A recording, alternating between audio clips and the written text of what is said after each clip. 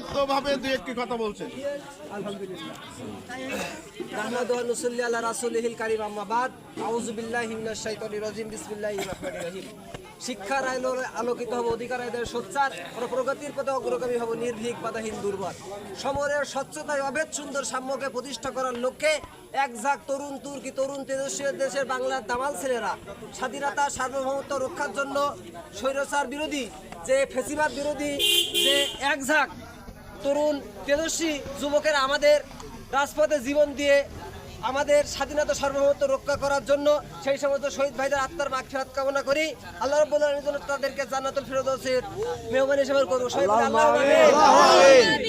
আপনারা জানেন 12 তারিখে আমাদের কি দায়িত্ব আছে? নতুন করে ফ্যাসিবাদ তৈরি করতে চাই আমরা? আমরা চাই স্বাধীন সার্বভৌমত্ব একটা দেশ, একটা আমাদের প্রথম কাজ হবে ভারত বিরোধী কাজ। কি কাজ? ভারত বিরোধী। কারণ আমরা যদি হাবটের বিপক্ষে যাই, যদি না ভোটে যাই, আমরা কিন্তু সেই জিনিসটা পাবো না। আমাদের 12 তারিখে কাজ হবে দল মত নির্বিশেষে সকলে হাবটের পক্ষে আমাদের কাজ করুন।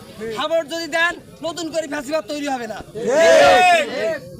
নতুন করে যদি ফ্যাসিবাদ তৈরি আপনারা না করতে চান, হাবটের পক্ষে থাকুন। আমাদের 10 দলীয় ঐক্যজোট হয়েছে, আপনারা জানেন। 10 দলীয় ঐক্যজোটের মহাবিজয় 12 তারিখ ইনশাআল্লাহ আল্লাহ রাব্বুল আলামিন দান করে দেন। আমিন।